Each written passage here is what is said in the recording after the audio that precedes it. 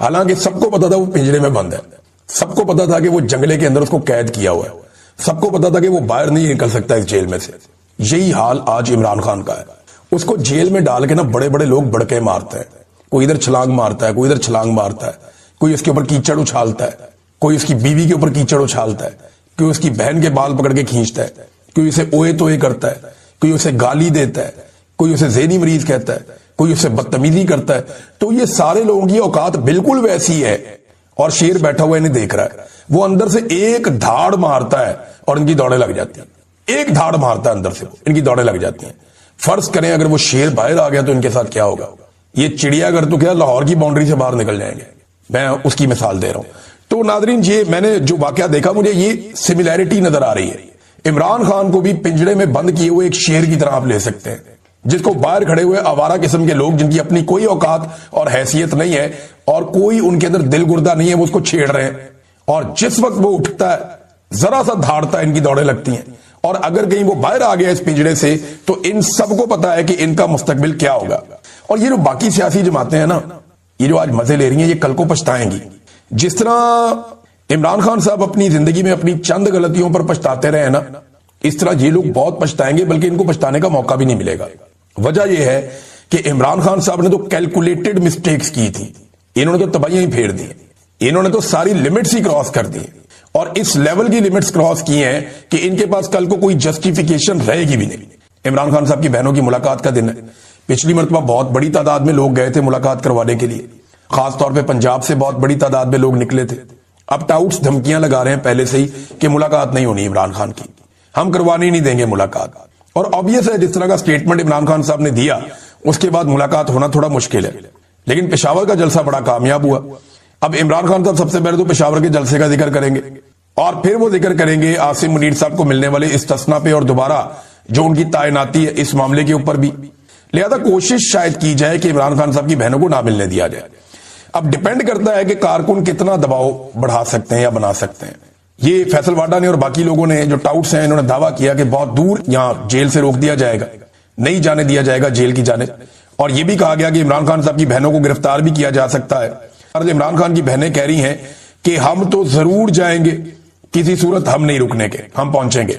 और नाज़रीन, एक और चीज, ये जो सुहेल अफरीदी का जलसा चल रहा था ना, पाकिस्तान तहरीक इंसाफ का या तहरीक तहफ़्फ़ुज़ आईन पाकिस्तान का, पेशावर में सिर्फ एक ट्विटर अकाउंट के ऊपर, सिर्फ एक अकाउंट की बात कर रहा हूं, सिर्फ एक अकाउंट पे 80,000 लोग उसको देख रहे थे लाइव। एक अकाउंट पे 80,000 लोग उस जलसे को लाइव देख रहे थे। टिकटॉक पे अलग चल रहे थे, ट्विटर के ऊपर दीगर अकाउंट्स के ऊपर अलग चल रहे थे, फेसबुक के ऊपर लाइव अलग चल रहा था, यूट्यूब के ऊपर कई चैनल्स पे लाइव अलग चल रहा था। यानी अलग अलग प्लेटफॉर्म्स के ऊपर यह चल रहा था पाकिस्तान तहरीक इंसाफ का जलसा। सिर्फ एक प्लेटफॉर्म पे 80,000 लोग देख रहे थे। अभी अशर बाजुआ साहब हैं या कुछ और दोस्त हैं, वो जब डाटा इकट्ठा करेंगे पता चलेगा कितने मिलियन लोग देख रहे थे, लेकिन 80,000 सिर्फ एक प्लेटफॉर्म पे। अब आप अंदाजा करें कि DGISPR की जब लाइव प्रेस कॉन्फ्रेंस चल रही थी, जब पाकिस्तान के सारे जर्नलिस्ट बुलाए गए थे, उसे चंद 100 लोग देख रहे थे, सिर्फ चंद 100 लोग। इतना बड़ा फर्क है। वो उन्होंने पूछा ना कि इमरान खान तुम्हारी हैसियत क्या है, तुम हो कौन? ये हैसियत है कि वो जेल में बैठा है और सिर्फ उसके नाम के ऊपर एक जलसा हो रहा है, और उसके नाम के ऊपर जलसा हो रहा है, उसका एक जूनियर लीडर वहां पे वजीर आला के तौर पे खड़ा है, और सिर्फ एक अकाउंट पे 80,000 लोग देख रहे हैं।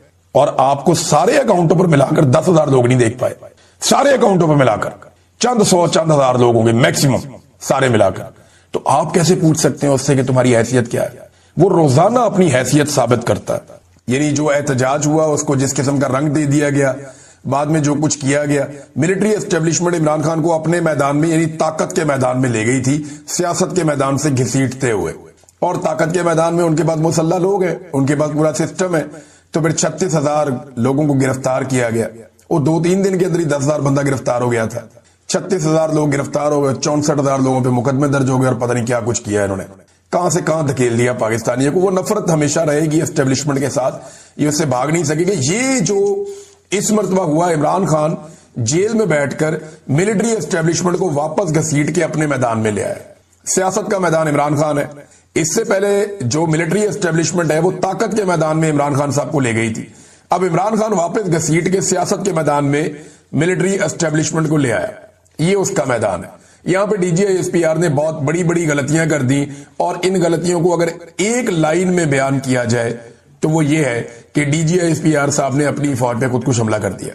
पाकिस्तान तहरीक इंसाफ जिसकी कुछ हवा कम हुई थी, या पाकिस्तान तहरीक इंसाफ जो मोमेंटम नहीं बना पा रही थी, डीजी साहब ने कमाल मोमेंटम बनाया। हमने बड़े अरसे के बाद वो मनाजिर देखे जो पहले दिखाई नहीं दे रहे थे।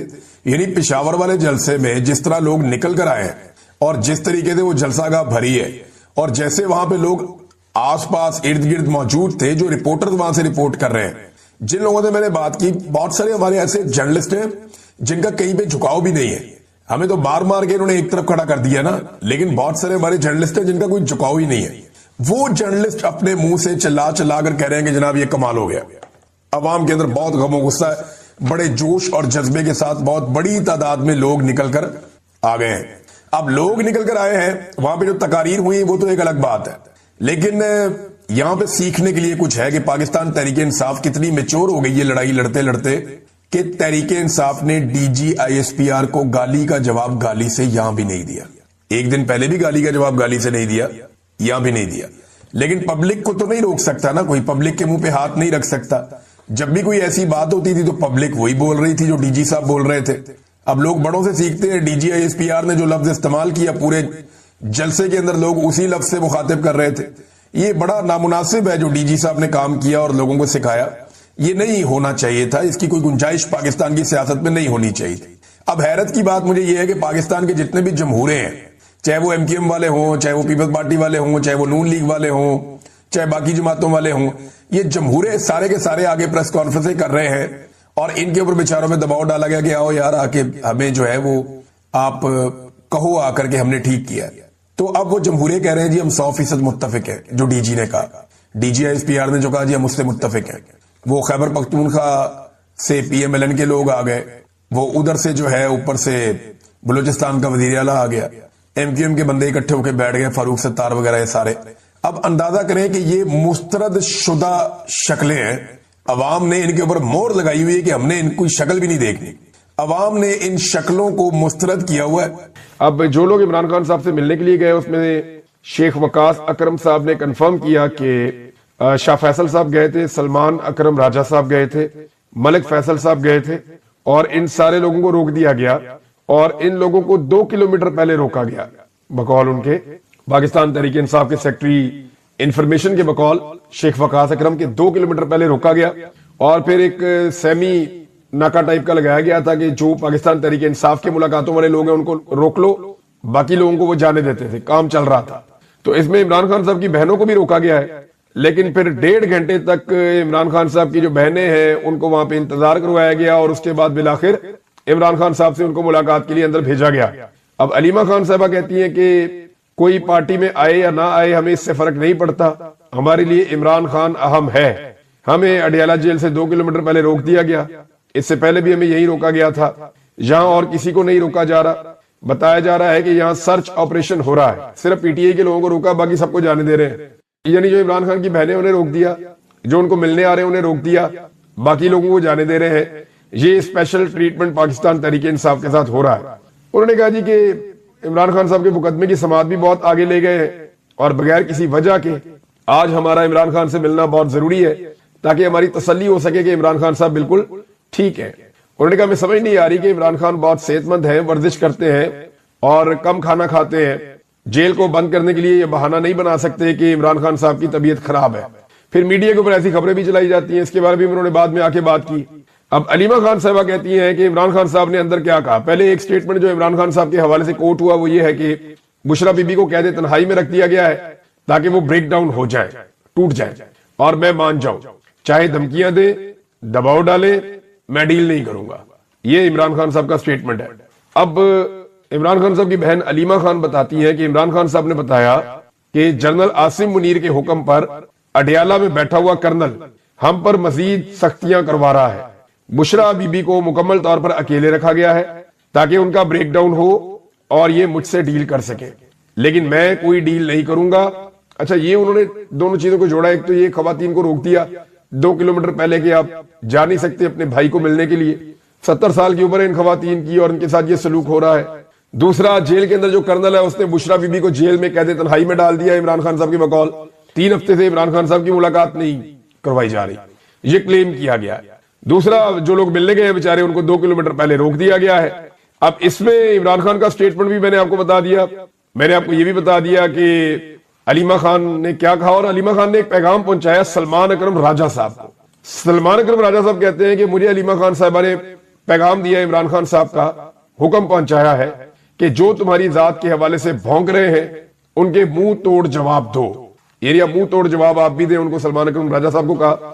دیکھیں, عمران خان صاحب نے انہیں پارٹی کا سیکرٹری جنرل بنایا. سلمان اکرم راجہ بڑے بااصول آدمی, سب لوگ انہیں جانتے ہیں اور بڑی کھل کے وہ بات کرتے ہیں اور ہمیشہ اپنی بات کو بڑے زوردار طریقے سے کہتے ہیں. اب ان کے اوپر لگاتار اٹیک ہو رہا ہے کیونکہ یہ اسٹیبلشمنٹ کے سامنے ایسا لگتا ہے کہ شاید سرنڈر نہیں کر رہے یا ان کی پوائنٹ سے باہر ہے. تو سلمان اکرم راجہ صاحب پہ اٹیک ہوتا ہے, بار بار ہوتا ہے. پارٹی کے اندر سے شیر افضل مرود کو عمران خان صاحب نے اسی لیے نکالا کہ وہ پارٹی ڈسپلن کے خلاف جا کر سلمان اکرم راجہ صاحب کے اوپر اٹیک کرتے ہیں. سلمان اکرم راجہ صاحب نے ایک اور سٹیٹمنٹ دیا, یہ بڑا خوفناک سٹیٹمنٹ ہے. یہ سٹیٹمنٹ یہ بتاتا ہے کہ پاکستان کے اندر اب جمہوریت نام کی کوئی چیز نہیں ہوگی. انہوں نے کہا مجھے ایک بڑے معتبر اور مقتدر شخص نے کہا. اب یہ کوئی بہت اسٹیبلشمنٹ کا ہی بندہ ہے جس کا وہ اشارہ کر رہے ہیں, کیونکہ مقتدر تو وہی ہے. اقتدار تو نہ حکومت کے پاس ہے, نہ سیاستدانوں کے پاس ہے, نہ بیوروکریسی کے پاس ہے. تو ایکچولی تو یہ اسٹیبلشمنٹ ہے جس کی وہ بات کر رہے ہیں.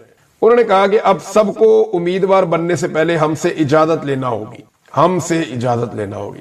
اگر کسی نے الیکشن میں جانا ہے, الیکشن لڑنا چاہتا ہے, تو پہلے ہم سے اجازت لو. جو ہم سے اجازت لے گا وہی فارم 47 پائے گا, اسی کو دیں گے ہم فارم 47 جیت کا. جو پرچی ہے اس کے ہاتھ میں پکڑائیں گے تم جیت گیا ہے, جس کو ہماری طرف سے NOC ہوگا. اب مریم نواز نے عجیب و غریب باتیں کرنا شروع کر دیا. آپ کو یاد ہے خاتون نے جھوٹ ہی بولا ہمیشہ, جب بولا سچ بولا تو بہت کم بولا.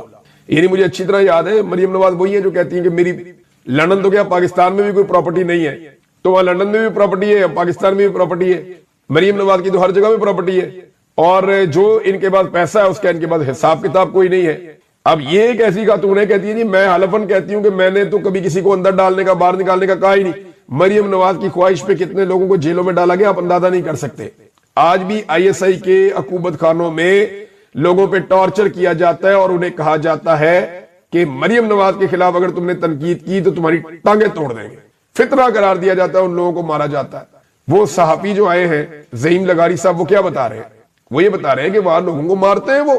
لیکن جس شخص کو پاکستان کے ریاست اور ادارے مل کر ارریلیونٹ کرنا چاہتے ہیں وہ کتنا ریلیونٹ ہے آپ یہ دیکھیں کہ آج یہ ریاست کوئی بھی کام کرتی ہے تو اس کے دماغ میں جو سب سے پہلی چیز اور پہلی بات آتی ہے نا, اور پہلا خدشہ آتا ہے, وہ عمران خان کا ہوتا ہے. یعنی جسے ارریلیونٹ کرنا چاہتے ہیں وہ اتنا زیادہ ریلیونٹ ہے کہ یہ 3 سال سے زور لگا رہے ہیں کہ عمران خان صاحب کو بالکل باہر نکال دیا جائے ہر چیز میں سے, لوگوں کے دماغوں میں سے. لیکن بات بن نہیں رہی ہے. کوئی چیز مہنگی کرنی ہوتی ہے یا سستی کرنی ہوتی ہے, ان کے دماغ میں عمران خان چل رہا ہوتا ہے. صبح اٹھتے ہیں عمران خان, شام کو سوتے ہیں عمران خان, ملک سے باہر جاتے ہیں عمران خان, ملک میں واپس آتے ہیں عمران خان, قانون سازی کرتے ہیں عمران خان.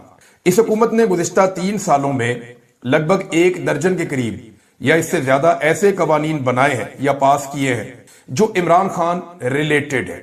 یعنی یہ آئے تو انہوں نے NRO 2 کیا, عمران خان کی وجہ سے اس قانون کو ادھر کر دو, اس کو ادھر کر دو, یہ والا قانون ایسے پاس کر دیتے ہیں, یہاں سے عمران خان کو پھنسا لیتے ہیں, الیکشن کمیشن کے ساتھ یہ کر دیتے ہیں, عدالت کے ساتھ یہ کر دیتے ہیں, جوڈیشری کو یوں کر دیتے ہیں, بیوروکریسی کو یہ کر دیتے ہیں, ہم احتجاج کے خلاف یہ والا قانون لے آتے ہیں.